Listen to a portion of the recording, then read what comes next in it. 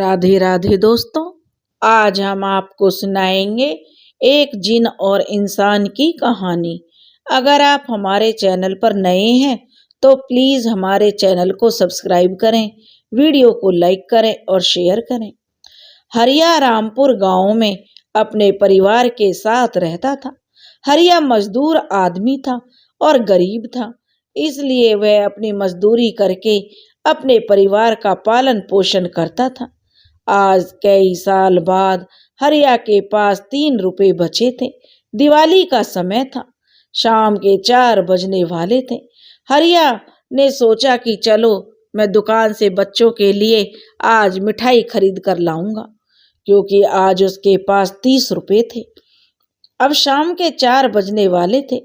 हरिया दुकान के बाहर खड़ा भीड़ को देख रहा था, जो छटने का नाम नहीं ले रही थी, और वह पैदल चलकर 10 किलोमीटर दूर मिठाई लेने ही आया था।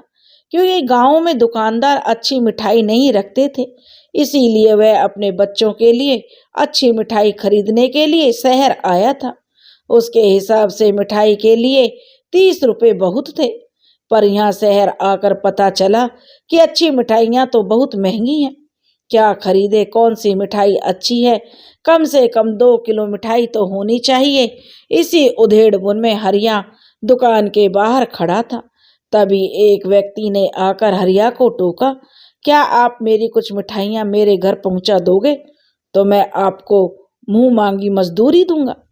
हरिया बोला, कहाँ पहुंचानी है? और क्योंकि हरिया के मन में तो लालच आ गया था, वह बोला, यहाँ से मोहनपुर गांव में। तो जो मोहनपुर को तो जानते हो क्या? तो हरिया बोला, अच्छी तरह से, हमारे गांव रामपुर से 2 कोस की दूरी पर है। तो वह आदमी बोला, हाँ वहीं ले चलनी है, बताओ क्या मजदूरी लोगे? तो हरिया बोला, आप क्या दे सकते हो? तो वह व्यक्ति बोला, 100 रुपये, कम तो नहीं है? तो यह सुनकर हरिया को तो चक्कर सा आ गया। उसके हिसाब से 5 रुपये से ज्यादा मजदूरी नहीं बनती थी। कहीं सामने वाला मजाक तो नहीं कर रहा, क्योंकि हरिया को तो विश्वास ही नहीं हो रहा था। पर उस व्यक्ति ने जेब से एक 100 रुपये का नोट निकालकर हरिया को दे दिया, तो उसे यकीन करना ही पड़ा। वह व्यक्ति अलग अलग तरीके की मिठाइयाँ डिब्बों में पैक करा रहा था। हरिया ने भी अपने घर के लिए बढ़िया 3 किलो मिठाई खरीदी। उसके पास अब 130 रुपये हैं। 60 रुपये की मिठाई खरीदने के बाद भी 70 रुपये उसके पास बचे हुए थे। कोई 10 सेर मिठाई खरीदने के बाद उस व्यक्ति ने एक बड़े से थैले में उन्हें रखा और हरिया को इशारा किया कि उन्हें उठाकर उसके गांव मोहनपुर ले चले। हरिया उसके गांव मोहनपुर का रास्ता जानता था, इसलिए बिना पूछे ही वह आगे आगे चलने लगा। रास्ते में सोचता जाता कि संसार में पैसे वाले लोग भी खूब सनकी होते हैं। इतना वजन तो यह खुद भी उठाकर ले जा सकता था, मुझे इतना रुपया देने की क्या जरूरत थी? पर जो भी हो, उसके लिए तो यह व्यक्ति देवदूत ही बनकर आया है। इतने रुपए में तो दिवाली का पूरा त्योहार सध जाएगा। अब मोहनपुर गांव दिखाई देने लग गया था। अचानक वह व्यक्ति हरिया की बगल में से निकलकर आगे आगे चलने लगा। इतनी देर से रुपए पाने की खुशी में तो हरिया ने उसे गौर से देखा ही नहीं था, पर अब वह व्यक्ति आगे आगे चल रहा था, इसलिए हरिया ने उसे गौर से देखा। उस व्यक्ति ने सफेद रंग का कुर्ता और धोती पहन रखी थी। वह खूब लंबा और मोटा तगड़ा था। अचानक हरिया की नजर उसके पैरों की तरफ गई। उसके शरीर में बिजली का सा करंट दौड़ गया। उसका शरीर सफेद पड़ गया। आगे चल रहे व्यक्ति के दोनों पैर पीछे की ओर मुड़े हुए थे। हरिया आगे कदम नहीं बढ़ा सका। अब उल्टे पैर तो उसके दिमाग में आया भूतों के होते हैं, और वही सोचकर हरिया अपने स्थान पर खड़ा हो गया और थरथर कांपने लगा। अंधेरा होने को था। हरिया ने मदद के लिए चारों तरफ देखा, पर कोई भी मददगार वहां नहीं था। अचानक वह व्यक्ति पीछे की ओर मुड़ गया और रास्ते से 50 कदम दूर एक बहुत पुरानी बावड़ी की ओर इशारा करते हुए हरिया से कहने लगा, इधर की तरफ चलो, हरिया को तो काटो तो खून नहीं। इस बावड़ी की तो क्या कोई भी जो सुन रखा था उसने कि इसकी तरफ तो कोई दिन में भी नहीं जाता था। बड़े बुजुर्ग कहते आए हैं इस बावड़ी के अंदर तो एक बहुत ही भयानक जिन्न रहता है। अब तक 20 आदमियों को जान से मार चुका था वह। भाई आप जो भी हो, हरिया कहने लगा, मैंने आपको यहाँ तक पहुंचा दिया। अब मुझे भी दीपावली पूजन करना है। आपका गांव भी पास आ गया है। आप अपना सामान संभालो और मुझे जाने दो। चाहो तो मेरे पास जो 70 रुपए हैं उन्हें भी ले लो। हरिया अब उस व्यक्ति के आगे गिग्याने लगा था। वह व्यक्ति एकदम तेज आवाज में बोला, चुपचाप आगे बढ़ो। हरिया ने देखा उस आदमी का चेहरा भयानक हो गया, आंखों से अंगारे निकल रहे थे। हरिया ने अपने जीवन की अब आशा छोड़ दी कि अब वह जीवित भी बच पाएगा और वह उसके कहे अनुसार उसके पीछे पीछे चलने लगा। वह व्यक्ति बावड़ी के द्वार पर पहुंचा और हरिया को बावड़ी के अंदर उतरने का इशारा किया। यह बावड़ी किसी राजा महाराजा ने बहुत समय पहले बनवाई होगी। किसी समय यह बावड़ी प्यासे लोगों की प्यास बुझाती थी। लोग इसमें उतरकर पानी पीते नहाते। इसका पानी भी बहुत मीठा होता था। फिर ऐसा हुआ कि कहीं से आकर एक जिन उसमें रहने लगा और फिर ऐसा सिलसिला चला, जो भी व्यक्ति उस बावड़ी में उतरा वह जिंदा वापस नहीं आया। दूसरे ही दिन उसकी लाश पानी में तैरती हुई मिलती थी। यूं तो अब भी गांव वालों ने बावड़ी की मुंडेर पर रस्सी बाल्टी रख रखी थी। अनजान आदमी उनसे पानी खींचकर पी लेते थे, पर जिन्हें इसका पता था वे उसके पास भी नहीं फटकते थे। हरिया अब समझ गया था वह जिनके फेर में पड़ गया है और जिनसे बच निकलना बड़ा मुश्किल ही नहीं नामुमकिन भी है। वास्तव में वह बावड़ी का जिन ही था जो उसे रुपयों का लालच देकर यहाँ तक ले आया था। जिन बोला, नीचे उतरो। और जो हरिया भय से थर थर कांपता हुआ सीढ़ियों से नीचे उतरने लगा। लगभग 40 सीढ़ी उतरने के बाद पानी था। पानी के ऐन ऊपर चारों तरफ बरामदा बना हुआ था। किसी जमाने में इसमें सैलानियों की पार्टी हुआ करती थी। जिन हरिया को लेकर बरामदे में पहुंचा। हरिया ने देखा बरामदे में पहले से ही भयानक शकल के 10-12 भूत भूतनी, चुड़ैल और प्रेत बैठे हुए थे। किसी भूत के मुंह में बड़े बड़े दांत थे तो किसी के मुंह में जो मुंह खोलकर हंस रहे थे। बड़े ही विकट चेहरे थे, किसी के होठ कटे हुए थे। तभी एक चुड़ैल ने जो बच्चों के सिरों की माला पहन रखी थी, तो दूसरे प्रेत के सिर में भैंस जैसे लंबे लंबे सींग उगे थे। एक भूत की तो आंखें ही सिर के पीछे लगी हुई थी। हरिया यह देखकर जो घबरा गया और हरिया को देखकर वे भूत हंसने लगे और कहने लगे, वाह सरदार, क्या गबरू जवान लेकर आए हो। आज तो दीपावली खूब धूमधाम से मनेगी। तभी एक भूतनी अपने होठों पर जीभ फेरने लगी और अचानक सारे भूत प्रेत खड़े हो गए और हरिया को चारों तरफ से घेर कर भयानक नृत्य करने लगे। तभी वह जिन ने आदेश दिया, सब वहीं रुक जाओ। हम लोग पहले मिठाइयाँ खाएंगे और बाद में दारू पिएंगे, उसके बाद में ही इसका खून पिएंगे। तभी एक चुड़ैल बोली, लेकिन सरदार, इतनी देर रुका नहीं जाता।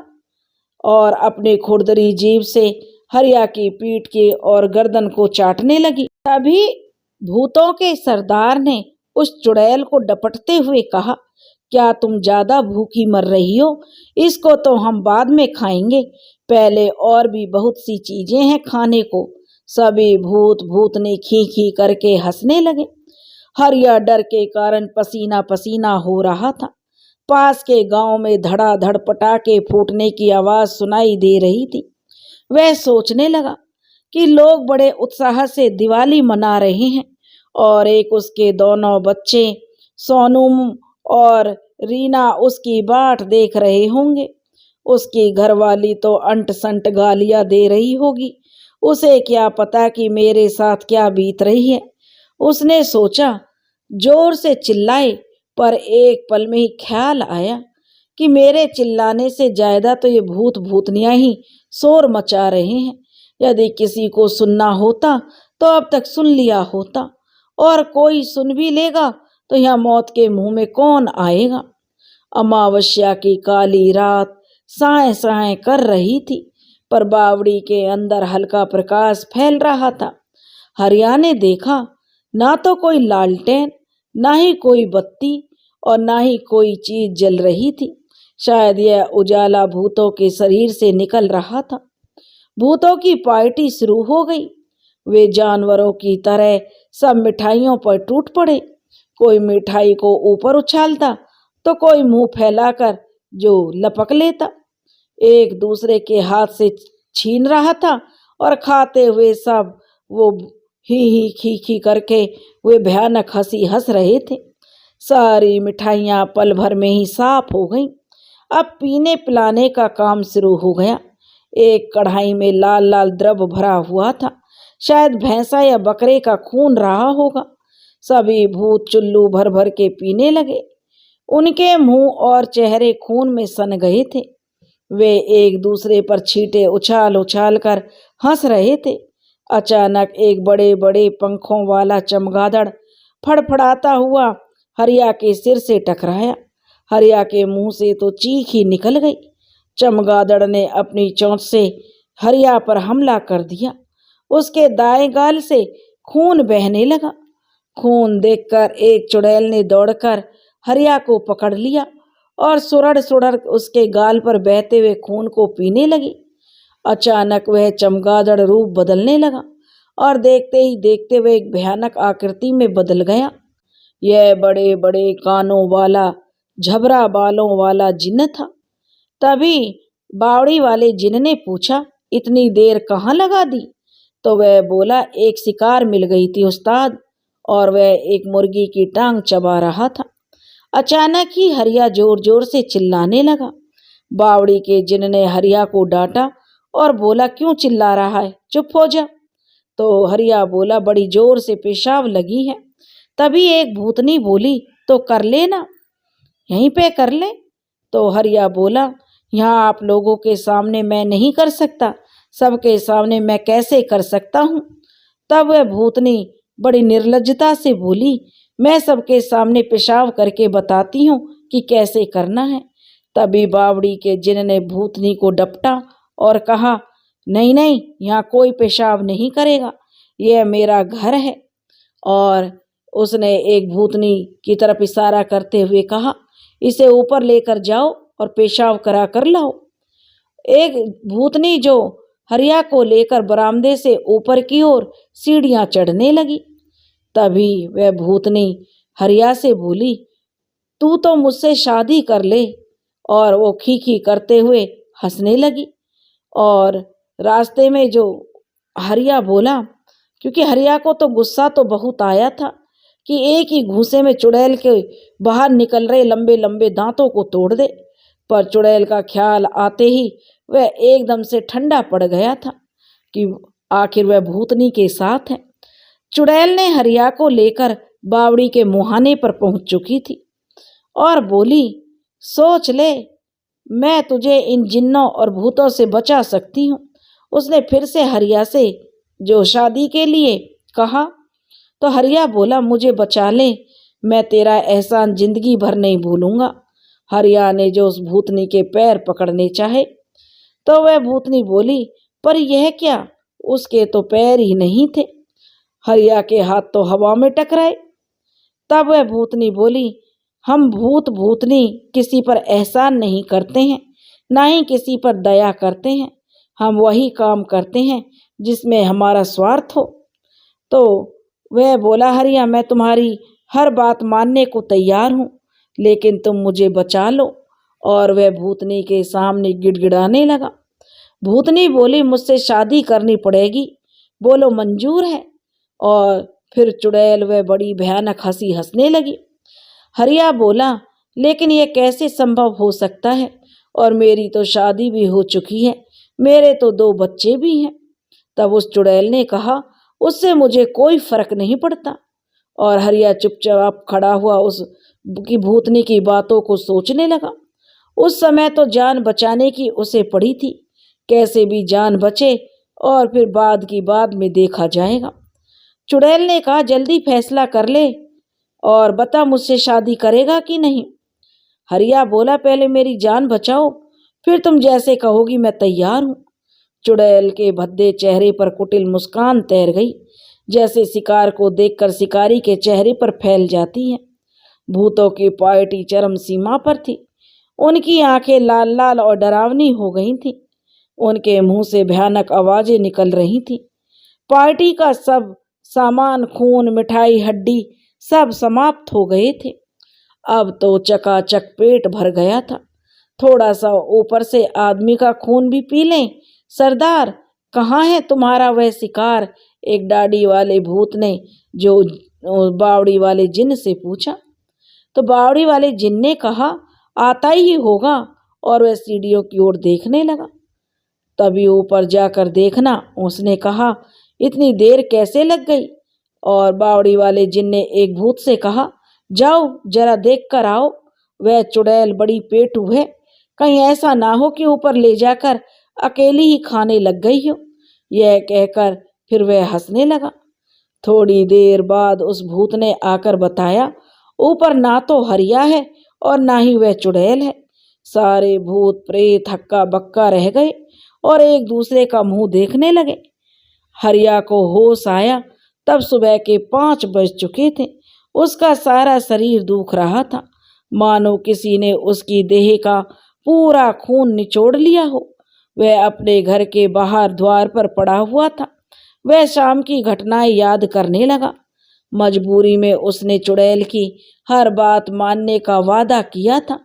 उसके बाद उस चुड़ैल ने अपने दोनों हाथ अपने वस्त्रों से रगड़े और हरिया को अपने बाहों में भर लिया था। सुबह होने वाली थी। हरिया अपने घर के बाहर पड़ा हुआ था। उसे रह रहकर उन भूत प्रेत और जिन्नों के भयानक चेहरे याद आ रहे थे, जो रात में उसे खाना चाहते थे। उसका शरीर इतना थक गया था कि उठने की भी इच्छा नहीं हो रही थी। तभी हाथ में झाड़ू लेकर उसकी पत्नी बाहर निकली और बोली, अच्छा तो दारू पीकर तू यहाँ पड़ा है करमजले पापी। तूने यहाँ तक नहीं सोचा कि दिवाली के दिन तो चोर उचक्के भी अपने परिवार के साथ त्योहार मनाते हैं और बच्चे यहाँ मिठाई का इंतजार करते करते भूखे सो गए। किसी के मुंह में एक दाना तक नहीं गया और आप हैं कि दारू उड़ा रहे हैं। तो हरिया बोला, पारो तू समझती कुछ नहीं है और लग गई बकबक करने। मैं रात एक मुसीबत में घिर गया था, बड़ी मुश्किल से जान बचाकर घर आया हूँ। कसम ले लो मैंने दारू को छुआ भी हो। तो उसकी पत्नी बोली, पारो मैं भी तो सुनूं कि तुम कौन सी मुसीबत में फंस गए थे। मुझे बेवकूफ मत बनाओ, कपड़ों में से अभी भी दारू की बदबू आ रही है। हरिया ने महसूस किया तो उसके शरीर में से अलग ही प्रकार की गंध आ रही थी। शराब से तो उसे परहेज नहीं था, पर उसका वह आदी भी नहीं था। पिछले 1 महीने से तो उसने एक बूंद भी शराब मुंह में नहीं डाली थी। हरिया बोला, पारो मेरी बात का विश्वास कर, देख तेरे रुपए जस के तस मेरी जेब में रखे हुए हैं। उसने जेब से रुपए निकालकर पारो के हाथ में रख दिए। पारो ने रुपए हाथ में लेकर गिनती की, पूरे 70 रुपए थे। पारो बोली, ये 40 रुपए ज्यादा कहाँ से आए? तू मुझसे रुपए छिपा कर रखता है क्या? तो हरिया बोला, ये समझो मजदूरी की थी, अब अंदर चल या यहीं थानेदार की तरह बयान लेती रहेगी। और हरिया अपनी पत्नी के साथ घर के अंदर चला गया। दोनों बच्चे मुंह फुलाकर बैठे हुए थे। हरिया ने उन्हें गोद में उठाकर प्यार किया और गांव की दुकान पर जाकर ढेर सारी मिठाइयां लेकर आया। उसके 4 दिन बाद ही हरिया मजदूरी करने शहर गया। यही उसका रोज का काम था। दिन भर मजदूरी करने के बाद शाम को जब हरिया घर लौटा तो आज उसने मेहनत कुछ ज्यादा ही की थी, इसलिए बहुत थका हुआ था और जल्दी खाना खाकर सो रहा था। रात के 12 बजे थे। हरिया अपनी कोठड़ी में अकेला ही जो गहरी नींद में था, तभी किसी ने उसे झकझोर कर जगा दिया। इस तरह कच्ची नींद में जागना हरिया को नागवार लगा और नाराज होकर उसने आंखें खोली तो सामने वही लंबे लंबे दांतों वाली चुड़ैल खड़ी थी जिसने उसे और भूतों से बचाया था।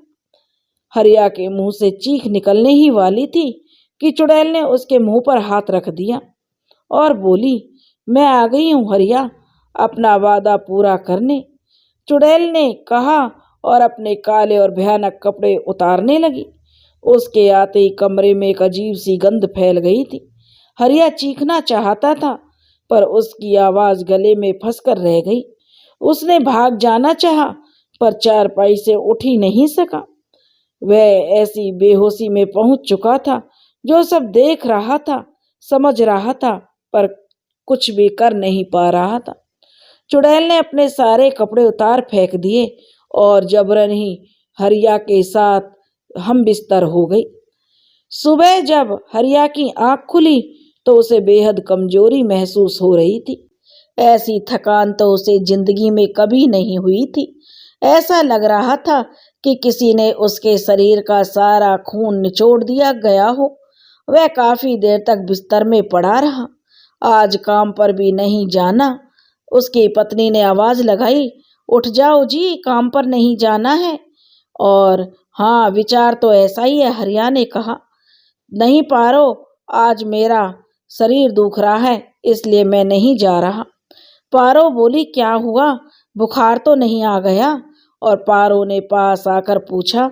अरे, कहने लगी, आपके शरीर से तो शराब की बदबू आ रही है। तो हरिया बोला, अरे पारो, यही तो बीमारी है, यह बदबू मेरा पीछा नहीं छोड़ रही। पारो बोली, कहीं तो छुप छुप कर शराब तो नहीं पीता? और बच्चों की कसम खाकर कहता हूँ, हरिया बोला। पारो, मैंने काफी समय पहले से शराब को हाथ भी नहीं लगाया। पारो, तू मेरी बात का विश्वास कर। और पारो बोली, तो फिर किसी अच्छे डॉक्टर को दिखा। हरिया बोला, हाँ पारो, कल शहर जाऊंगा, तब दिखा कर आऊंगा। 2 दिन तक हरिया मजदूरी करने नहीं गया। आज वह पूरी तरह से स्वस्थ था और अगले ही दिन मजदूरी करने जाऊंगा शहर, यह उसने मन में सोच लिया था। तभी रात में वही घटना फिर घट गई। आधी रात के समय वह चुड़ैल फिर से हरिया के कमरे में आई और एक तीव्र गंध फैलने लगी। हरिया फिर बेहोश सा हो गया और फिर से हरिया के बिस्तर में वो घुस गई। सवेरे फिर वही कमजोरी, वही हालत, शरीर में वही गंध। हरिया को विश्वास हो गया यह चुड़ैल अब उसकी जान लेकर छोड़ेगी। एकांत पाकर उसने दिवाली से लेकर अब तक की सारी घटनाएं अपनी पत्नी को, पारो को सुनाई। पारो को अब इन घटनाओं पर विश्वास नहीं हुआ। वह बोली, अगर ऐसी बात है तो आज मैं तेरे साथ कमरे में रहकर सब देखूंगी। पर मुझे लगता है सोनू के पापा, तुम आजकल सपने बहुत देखने लग गए हो। और उसी दिन पारो की खाट भी जो हरिया वाले कोठरी में बिछा दी गई और सोनू अपने बाप के साथ और रीना पारो के साथ सोई हुई थी। पारो दम साध कर लेटी हुई थी। वह देखना चाहती थी कि हरिया की बातों में कितनी सच्चाई है। रात को 12 बजने को आए। अचानक कोठड़ी में तेज गंध फैल गई। पारो ने देखा एक लंबे लंबे दांतों वाली भयानक रूप वाली औरत कोठड़ी में प्रकट हुई। पारो मारे डर के थर थर कांपने लगी।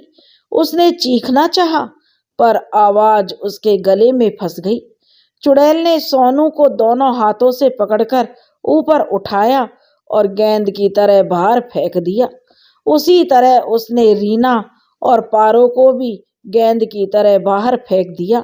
उसके बाद वह हरिया के साथ बिस्तर में सो गई। सुबह गांव के लोगों ने सोनू, रीना और पारो को घर के बाहर बेहोश पड़े देखा तो अस्पताल पहुंचाया। सोनू और रीना को गंभीर चोटें आई थीं। उन्हें बड़ी मुश्किल से बचाया जा सका। पारो भय की वजह या चोट की वजह से पागल हो गई। उसे पागल खाने में भेज दिया गया और हरिया इतना डर गया था कि किसी की बातों का जवाब नहीं दे पा रहा था कि यह कैसे हुआ, क्यों हुआ। लोग जानना चाहते थे पर उन्हें बताए कौन। हरिया के सालों से सुना वे आए और अनहोनी की आशंकाओं से डरकर भांजे और भांजी को अपने घर लिवा ले गए।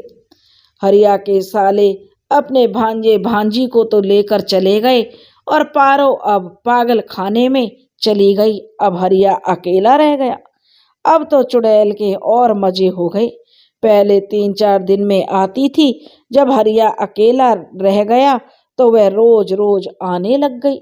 उसका समय निश्चित था। रात के 12 बजे आती और 3 बजे चली जाती। उसके बाद हरिया निढाल होकर पड़ा रहता। हाँ, एक बात जरूर नहीं हुई। हरिया को घर में रोज के रोज 100-50 रुपए पड़े मिलते। उसने मजदूरी करना अब छोड़ दिया। लेकिन ऐसा कितने दिन तक चलता। हरिया ने निश्चय कर लिया कि वह चुड़ैल से इस हालत से छुटकारा पाना चाहता है। अब और सहन नहीं कर सकता। चुड़ैल के आने से पहले एक तेज गंध आती थी जिस कारण हरिया बेहोश जैसा हो जाता था। इस बात का पता हरिया को भी लग चुका था। आज वह कुछ ना कुछ तो जरूर करके रहेगा। रात के 12 बजे कमरे में तेज गंध आनी शुरू हुई। हरिया ने अपनी नाक और मुंह अंगोछा से कसकर बंद कर लिए। थोड़ी देर बाद ही चुड़ैल ने कमरे में प्रवेश किया और कपड़े उतारकर एक ओर फेंक दिए। हरिया ने उस गंध को नाक और मुंह के अंदर नहीं जाने दिया। इसलिए आज वह बेहोश नहीं हुआ पर बेहोशी का नाटक कर रहा था। वह बदबू भी चुड़ैल के उन कपड़ों से निकल रही थी जो चुड़ैल ने उतार दिए थे। अब वह चुड़ैल एक सामान्य स्त्री जैसी दिखाई दे रही थी और उसके शरीर से भी बदबू नहीं आ रही थी। बदबू तो उसके दूर पड़े हुए काले कपड़ों से निकल रही थी। थोड़ी देर बाद ही हरिया निढाल सा पड़ा था पर उसने अपना होश नहीं खोया था। हाँ, बुरी गंध से उसकी नाक फटी जा रही थी। उसने बगल में पड़ी जो चुड़ैल भी खर्राटे लेकर सो रही थी। जब वह गंध असहनीय हो गई तो हरिया धीरे से उठा और चुड़ैल के काले बदबूदार कपड़ों को उठाकर बाहर निकल आया और जिससे पूरे घर में बदबू फैल गई थी।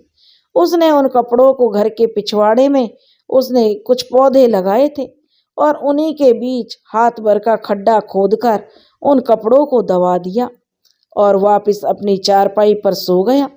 बुरी गंध से छुटकारा मिल गया। 3 बजे का समय हो चुका था। चुड़ैल ने हरिया को झंझोड़कर जगा दिया और बोली, मेरे कपड़े कहाँ हैं? और वह बहुत ही उतावली होकर पूछ रही थी। तो हरिया बोला, मुझे क्या पता तेरे कपड़ों का, मैं तो बेहोश होकर पड़ा हुआ हूँ। हरिया ने कहा तो वह बोली, जल्दी से बता नहीं तो मैं तेरा खून पी जाऊंगी। चुड़ैल ने दांत पीसते हुए हरिया से पूछा। हरिया बिल्कुल भी नहीं डरा और ना ही भयभीत हुआ। अब उसके पास खोने के लिए बचा ही क्या रह गया था। अगर चुड़ैल उसकी जान भी ले ले तब भी कोई बड़ी बात नहीं थी। इस रोज रोज की परेशानी से तो उसे छुट्टी मिल जाती। हरिया निडरता से बोला, अब तो खून पी या मांस खा, मुझे तेरे कपड़ों का कोई पता नहीं। दरअसल वह देखना चाहता था बिना कपड़ों के चुड़ैल किस हद तक जा सकती है। करीब 1 घंटे तक चुड़ैल बड़बड़ाती रही और हरिया को डराया धमकाया फुसलाया पर हरिया ने कपड़े नहीं बताए। आखिर चुड़ैल दोनों हाथों से सिर पकड़कर बैठ गई और बोली, मुझे पहनने के लिए तो कुछ ला कर दे।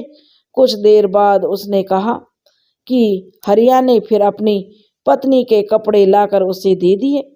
कपड़े पहनकर उसने हरिया से कहा, देखो मैं दुल्हन लग रही हूं ना? तुम्हारी दुल्हन? हरिया ने देखा तो वह सचमुच ही बहुत अच्छी लग रही थी, जिसके दांत भी बाहर नहीं निकल रहे थे। और वह हरिया से बोली, अब तो मैं हमेशा तेरे साथ रहूंगी। और खून पीने या मांस खाने के लिए? हरिया ने कहा, मेरा खून पिएगी या मांस खाएगी? तो वह बोली, ऐसा मत बोलो, मैं तेरी पत्नी की तरह रहूंगी, मुझे नहीं चाहिए ऐसी पत्नी। हरिया बोला, जो खून पीने वाली हो। तो वह बोली, देख हरिया, मैं ऐसा कुछ भी नहीं करूंगी जो तुझे बुरा लगे, और तेरी पत्नी भी तो पागल हो गई है हरिया, अब तू अकेला कैसे रहेगा। कुछ दिन बाद पूरे गांव में खबर फैल गई, हरिया ने दूसरी शादी कर ली, और न जाने कहाँ से इतना पैसा आ गया है कि हरिया मजदूरी करने भी नहीं जाता। लोग कहते हैं कि बहुरिया बड़ी भाग्यशाली है, नाम भी कैसा अच्छा है, प्रभा, और हरिया इसी नाम से उसे बुलाता है। गांव की बड़ी बूढ़ी औरतें हरिया की बहू को देखने आती, और प्रभा जो खूब उनकी इज्जत करती, उनकी आबो भगत करती। हरिया कभी कभी पागल खाने जाता, और पारों को देखने पर उसकी तबीयत में कोई सुधार नहीं हो पाया।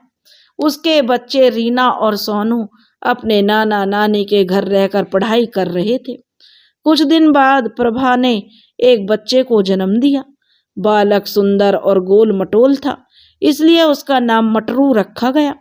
मटरू 3 साल का हो चला था, और हरिया ने उसका मुंडन संस्कार कराने का फैसला किया।